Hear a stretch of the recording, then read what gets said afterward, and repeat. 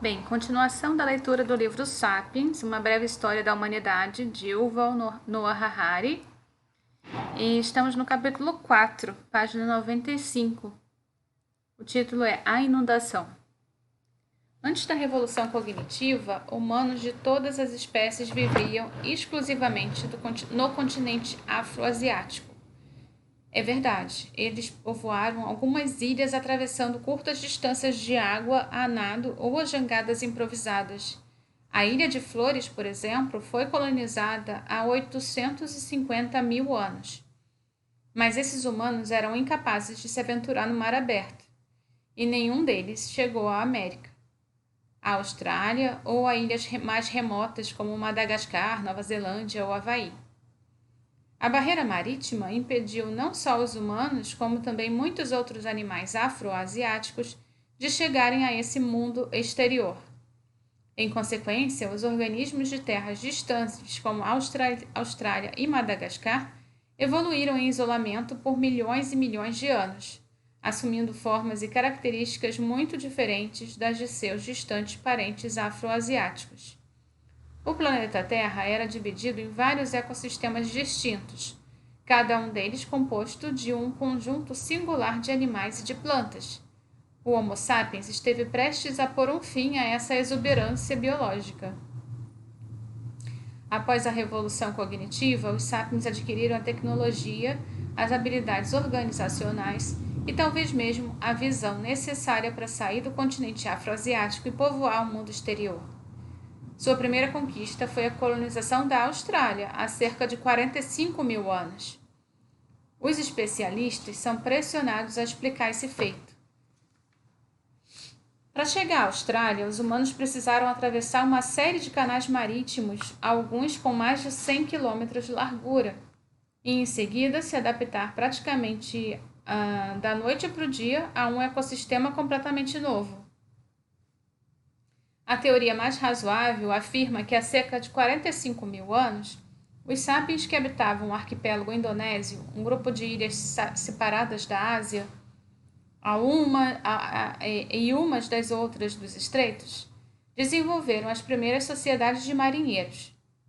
Eles aprenderam a construir e a manobrar navios transoceânicos e se tornaram pescadores, comerciantes e exploradores de longa distância. Isso teria acarretado uma transformação sem precedentes nas habilidades e no estilo da vida dos humanos. 1 em cada 2 mamíferos que foram para o mar, focas, peixes-boi, golfinhos, teve de evoluir por um longo período para desenvolver órgãos especializados e um corpo hidrodinâmico. Os sapiens da Indonésia, descendentes dos macacos que viveram na savana africana, se tornaram marinheiros do Pacífico sem o desenvolvimento de nadadeiras e sem ter de esperar que seu nariz migrasse para o alto da cabeça, como fizeram as baleias. Em vez disso, construíram barcos e aprenderam a navegá-los, e tais habilidades lhes permitiram chegar à Austrália e lá se estabelecer. É verdade que os arquipélagos ainda os arqueólogos ainda não encontraram jangadas, remos ou aldeias de pescadores de mais de 45 mil anos. Seria difícil descobri-los porque o nível do mar, cada vez mais elevado, enterrou a antiga costa indonésia sob 100 metros de oceano. Entretanto, há sólidas evidências circunstanciais para corroborar essa teoria. Especialmente o fato de que, nos milhares de anos que se seguiram ao povoamento da Austrália, os sapiens colonizaram uma série de ilhas isoladas ao norte. Algumas, como Buka e Manus, eram separadas de terras mais próximas por 200 quilômetros de mar aberto. É difícil acreditar que alguém poderia ter chegado a Manus e a colonizado sem contar com navios e habilidades de navegação sofisticadas. Conforme mencionado anteriormente, também há sólidas evidências de um comércio marítimo regular entre algumas dessas ilhas, como a Nova Irlanda e a Nova Bretanha. A jornada dos primeiros humanos à Austrália é um dos acontecimentos mais importantes da história, pelo menos tão importante quanto a viagem de Colombo à América, ou a expedição de Apolo 11 à Lua. Foi a primeira vez que um humano conseguiu deixar o sistema ecológico afroasiático Na verdade, a primeira vez que um grande mamífero terrestre conseguiu ir desse continente à Austrália. Ainda mais importante foi que os pioneiros humanos fizeram nesse novo mundo. O momento em que o primeiro caçador-coletor pôs os pés no litoral australiano foi o momento em que o Homo sapiens subiu ao topo da cadeia alimentar num território específico e, a partir daí, se tornou a espécie mais mortífera do planeta Terra. Até então, os humanos haviam apresentado alguns comportamentos e adaptações inovadoras, mas seu efeito sobre o ambiente fora insignificante. Eles haviam demonstrado sucesso notável ao se adaptarem em vários habitats, mas o fizeram sem mudar drasticamente esses habitats. Os povoadores da Austrália, ou mais precisamente seus conquistadores, não simplesmente se adaptaram, eles transformaram o ecossistema australiano de tal forma que já não seria possível reconhecê-lo. A primeira pegada humana nas areias de uma praia australiana foi imediatamente apagada pelas ondas, mas, ao penetrar o continente, os invasores deixaram para trás uma pegada diferente que jamais seria apagada. À medida que prosseguiram, encontraram um universo estranho de criaturas desconhecidas que incluíam um canguru de 200 quilos e 2 metros de altura e um leão marsupial grande como o tigre moderno, que foi o maior predador do continente. Coalas grandes demais para serem fofinhos e mimosos farfalhavam nas árvores, e aves com o dobro do tamanho de avestruzes corriam pelas planícies. Lagartos similares aos dragões e cobras com 5 metros de comprimento se arrastavam pela terra. O diprotodonte, um vombate de 2,5 toneladas, vagava pelas florestas. Com exceção das aves e dos répteis, todos esses animais eram marsupiais, como os cangurus. Davam à luz a bebês minúsculos e indefesos com aparência de fetos, que eles então nutriam com leite em suas bolsas abdominais. Os mamíferos marsupiais eram praticamente desconhecidos na África e na Ásia, mas na Austrália reinavam absolutos. Em alguns milhares de anos, virtualmente todos esses gigantes desapareceram. Das 24 espécies animais australianas pesando 50 quilos ou mais, 23 foram extintas. Um grande número de espécies menores também desapareceram. Cadeias alimentares e todo o ecossistema australiano foram quebrados e reorganizados. Foi uma transformação mais importante do ecossistema australiano em milhões de anos. Foi tudo culpa do Homo sapiens. Declarados culpados. Alguns acadêmicos tentam exonerar nossa espécie, colocando a culpa nas excentricidades do clima, o bode expiatório usual em casos como esse. Mas é difícil acreditar que o Homo sapiens tenha sido completamente inocente. Há 3 evidências que enfraquecem o álibi climático e implicam nossos ancestrais na extinção da megafauna australiana. Em primeiro lugar, embora o clima australiano tenha mudado há cerca de 45 mil anos, não foi uma reviravolta muito marcante. É difícil conceber como os novos padrões climáticos, por si sós, poderiam ter causado uma extinção tão generalizada. Hoje é comum explicar tudo como consequência de mudanças climáticas, mas a verdade é que o clima da Terra nunca para. Está em fluxo constante. Todo acontecimento na história teve como pano de fundo alguma mudança climática. Em particular, nosso planeta passou por vários ciclos de resfriamento e aquecimento. Durante o último 1 milhão de anos, houve uma era glacial aproximadamente a cada 100 mil anos. A última durou mais de 75 mil anos. Entre 75 mil a 15 mil anos, durou menos de 75 mil e ocorreu há 15 mil anos atrás, de maneira não atipicamente severa para uma era glacial. Teve 2 picos, o primeiro há cerca de 70 mil anos e o segundo há cerca de 20 mil anos.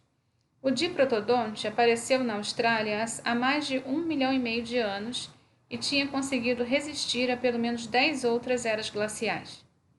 também sobreviveu ao primeiro pico da última era glacial, há cerca de 70 mil anos. Por que então desapareceu há 45 mil anos? É claro, se os diprotodontes fossem os únicos animais grandes a terem desaparecido nessa época, poderia ter sido apenas um acaso e consequência do clima.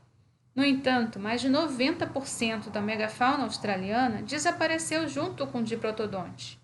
As evidências são circunstanciais, mas é difícil imaginar que os sapiens, por mera coincidência, tenham chegado à Austrália no momento exato em que todos esses animais estavam morrendo de frio e o Homo sapiens sobreviveu. Em segundo lugar, quando a mudança climática causa extinções em massa, as criaturas marinhas normalmente não são atingidas tanto quanto as terrestres, mas não há indícios de um desaparecimento significativo da fauna oceana há 45 mil anos. O envolvimento humano pode explicar facilmente por que a onda de extinção destruiu a megafauna terrestre da Austrália ao mesmo tempo em que poupou a dos oceanos à sua volta. Apesar de suas habilidades de navegação, o Homo sapiens ainda era predominantemente uma ameaça terrestre. Em terceiro lugar, extinções em massa similares a essa dizimação australiana arquetípica ocorreram repetidas vezes nos milênios seguintes. Onde quer que as pessoas se estabelecessem em outra parte do mundo exterior, nesses casos, a culpa dos sapiens é irrefutável. Por exemplo, a megafauna da Nova Zelândia, que sobrevivera à suposta mudança climática há cerca de 45 mil anos atrás, sem um único arranhão, sofreu golpes devastadores imediatamente depois que os primeiros humanos puseram os pés nas ilhas. Os maoris, os primeiros colonizadores sapiens da Nova Zelândia, chegaram às ilhas há cerca de 800 anos.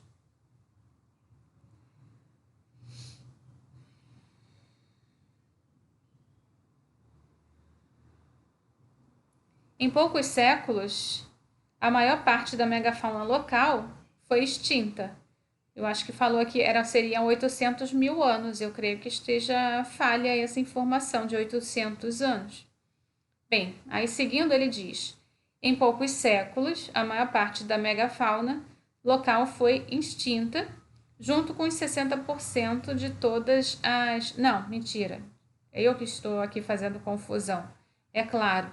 Eles chegaram à Nova Zelândia, os maoris, há 800 anos, e em poucos séculos a maior parte da megafauna local foi extinta, junto com os 60% de todas as espécies de pássaros.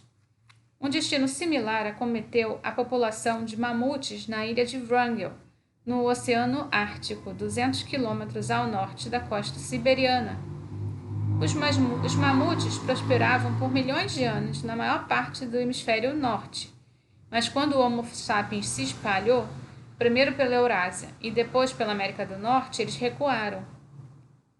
Há 10 mil anos não havia um único mamute a ser encontrado no mundo, exceto em algumas poucas ilhas remotas no Ártico, mais notadamente na de Wrangel.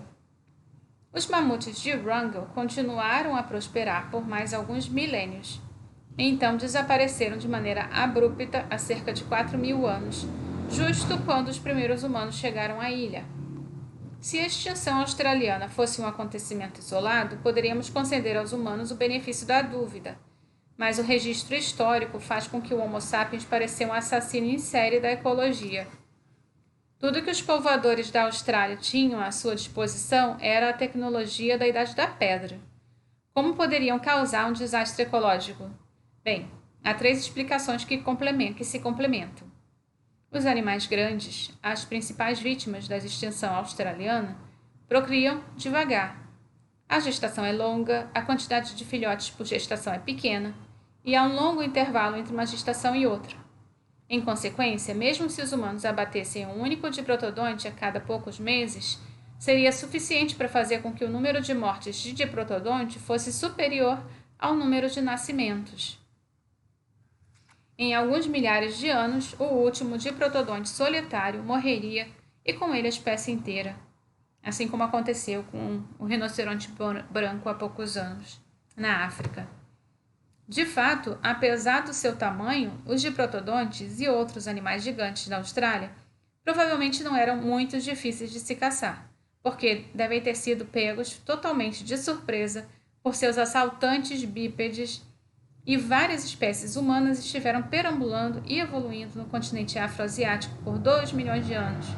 Elas aperfeiçoaram lentamente suas habilidades de caça e começaram a perseguir animais grandes por volta de 400 mil anos atrás. Os maiores animais da África e da Ásia aprenderam a evitar os humanos, de forma que quando o novo megapredador, o Homo sapiens, surgiu na cena afroasiática, os animais grandes já sabiam como manter distância de criaturas semelhantes a ele. Já os gigantes australianos não tiveram tempo de aprender a fugir. Os humanos não aparentam ser particularmente perigosos. Eles não têm dentes longos e afiados, nem corpo ágil e musculoso. Assim, quando um diprotodonte, o maior marsupial a caminhar pela terra, pela primeira vez, põe os olhos nesse primata de aparência frágil, ele provavelmente logo virou as costas e continuou mastigando suas folhas. Esses animais ainda precisavam desenvolver medo dos seres humanos, mas foram extintos antes que pudessem fazê-lo. A segunda explicação é que quando os sapiens chegaram à Austrália, já tinham dominado a técnica da queimada. Diante de um ambiente estranho e hostil, deliberadamente queimaram grandes áreas de floresta densas e bosques impenetráveis, a fim de criar campos abertos, que atraíam animais mais fáceis de se caçar e eram mais adequados às suas necessidades. Desse modo, em poucos milênios, eles mudaram totalmente a ecologia de grandes regiões da Austrália. Um conjunto de evidências que corroboram essa visão é o registro fóssil de plantas. Árvores de eucalipto eram raras na Austrália há 45 mil anos, mas a chegada do Homo sapiens inaugurou uma era de ouro para essa espécie. Como são especialmente resistentes ao fogo, os eucaliptos se espalharam por toda parte, enquanto outras árvores e arbustos desapareceram. Essas mudanças na vegetação influenciaram os animais que comiam as plantas e os carnívoros que comiam os herbívoros. Os coalas, que subsistiam exclusivamente das folhas de eucalipto, prosperaram nos novos territórios. A maioria dos outros animais foi muitíssimo afetada. Muitas cadeias alimentares australianas foram destruídas, levando os elos mais frágeis à extinção.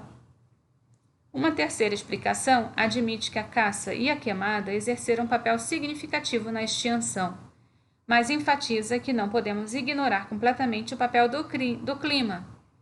As mudanças climáticas que atingiram a Austrália por volta de 45 mil anos atrás desestabilizaram o ecossistema e o tornaram particularmente vulnerável.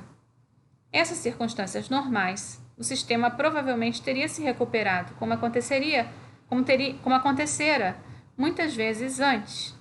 No entanto, os humanos entraram em cena exatamente nesse momento crítico e empurraram o frágil ecossistema para o abismo. A combinação de mudanças climática e caça humana é especialmente devastadora para animais grandes, já que os ataca por diferentes ângulos. É difícil encontrar uma boa estratégia de sobrevivência que funcione simultaneamente diante de múltiplas ameaças. Sem dispor de mais evidências, não há como decidir entre os três cenários, mas certamente há boas razões para acreditar que o Homo sapiens nunca tivera pisado. Se ele não tivesse pisado na Austrália, esta ainda seria lar de leões marsupiais, de protodontes e cangurus gigantes. O fim da preguiça. A extinção da megafauna australiana foi provavelmente a primeira marca significativa que o Homo sapiens deixou em nosso planeta. Foi seguida de um desastre ecológico ainda maior, dessa vez na América. O Homo sapiens foi a primeira e única espécie humana a chegar ao continente no hemisfério ocidental, há cerca de 16 mil anos, ou seja, por volta de 14 mil anos antes de Cristo. Os primeiros americanos chegaram a pé, o que foi possível porque na época o nível do mar era baixo, o suficiente para que a ponte de terra conectasse o nordeste da Sibéria com o noroeste do Alasca. Não que tenha sido fácil, a jornada foi árdua, talvez ainda mais difícil do que a travessia marítima para a Austrália.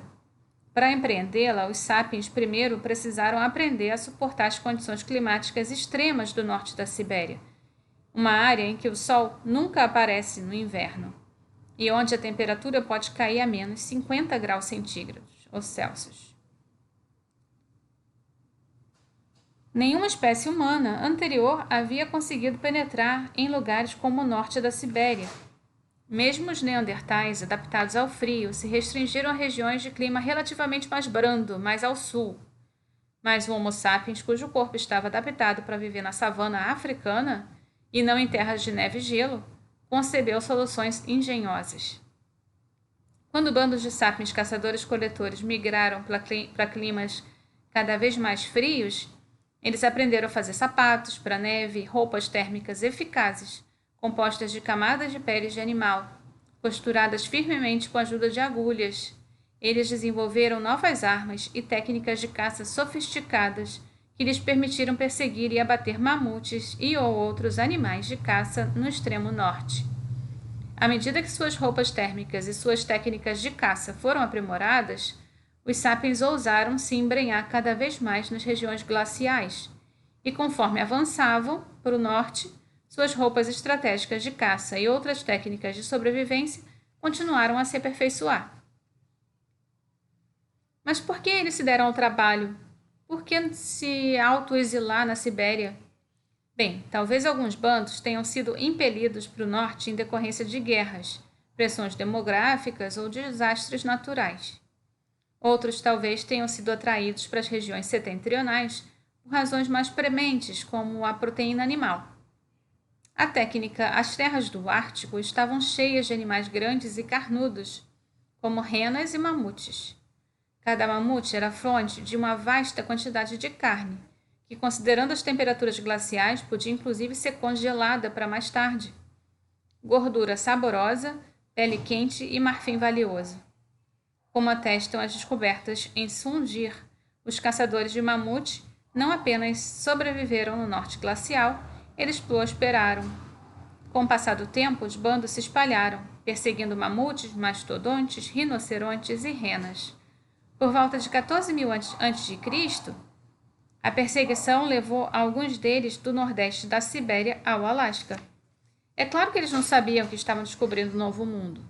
Tanto para os mamutes como para os homens, o Alasca era só uma mera extensão da Sibéria. No início, as geleiras bloquearam o caminho do Alasca para o resto da América, possibilitando que não mais de alguns poucos pioneiros isolados explorassem as terras mais ao sul. No entanto, por volta de 12.000 anos antes de Cristo, o aquecimento global derreteu o gelo e abriu uma passagem mais fácil. Fazendo uso do novo corredor, as pessoas migraram em massa para o sul, espalhando-se por todo o continente. Embora originalmente adaptadas para caçar animais grandes no Ártico, logo se ajustaram a uma incrível variedade de climas e ecossistemas. Os descendentes dos siberianos povoaram as florestas densas do leste dos Estados Unidos, os pântanos do delta do Mississippi, os desertos do México e as florestas escaldantes da América Central. Alguns se instalaram no mundo fluvial da bacia do rio Amazonas, outros criaram raízes nos vales de montanhas andinas ou nos pampas abertos da Argentina. E tudo aconteceu em apenas 1 ou 2 milênios. Em 10.000 anos antes de Cristo, os humanos já habitavam o ponto mais meridional da América, a Ilha da Terra do Fogo, no extremo sul do continente.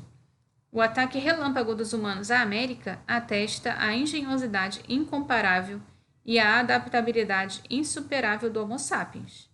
Nenhum outro animal migrou tão depressa para uma variedade tão grande de habitats diferentes, usando em toda parte praticamente os mesmos genes.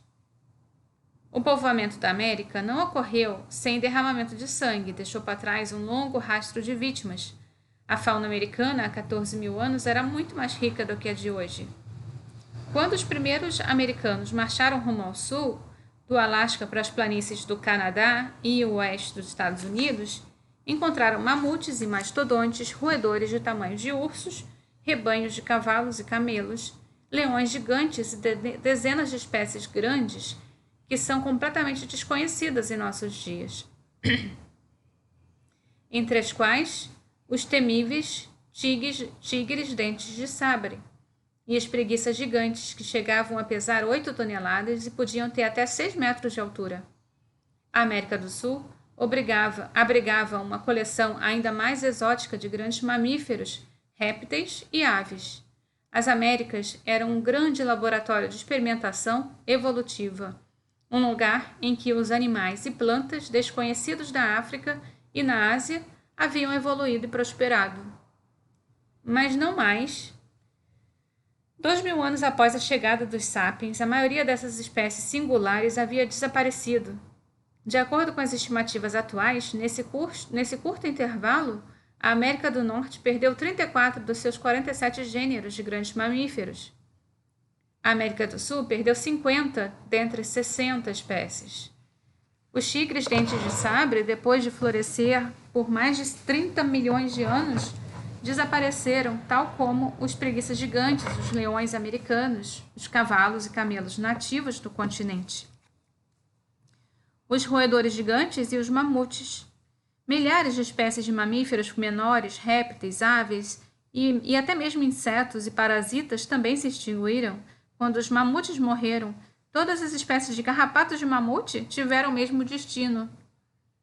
Há décadas, paleontólogos e zooarqueólogos, pessoas que procuram e estudam restos de animais, vasculham as planícies e montanhas das Américas em busca de ossos fossilizados de camelos antigos e de fezes petrificadas de preguiças gigantes.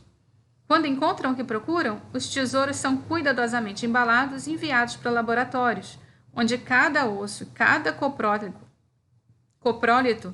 um nome técnico para as fezes fossilizadas, é meticulosamente estudado e datado. De tempos em tempos, essas análises produzem os mesmos resultados.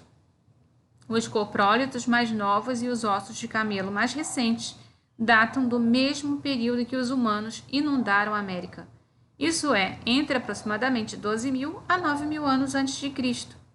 Somente em uma região os cientistas descobriram coprólitos mais novos, em várias ilhas do Caribe, em particular em Cuba e Hispaniola. Eles encontraram excrementos petrificados de preguiças gigantes datando de cerca de 5.000 anos. Foi exatamente nessa época que os primeiros humanos conseguiram atravessar o Mar do Caribe e povoar essas duas grandes ilhas.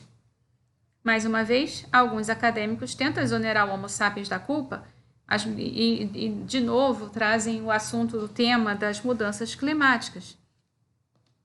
Para isso, é necessário postular que, por alguma razão misteriosa, o clima das ilhas caribenhas permaneceu inalterado por 7.000 anos, enquanto o resto do hemisfério ocidental se aqueceu. Mas na América, as fezes fossilizadas não podem ser ignoradas. Somos os culpados. Não há como escapar, isso é verdade. Mesmo com mudança climática que tenham nos ajudado, a contribuição humana, sim, parece ter sido decisiva. Vou parando por aqui na página 107. Até mais. Tchau, tchau.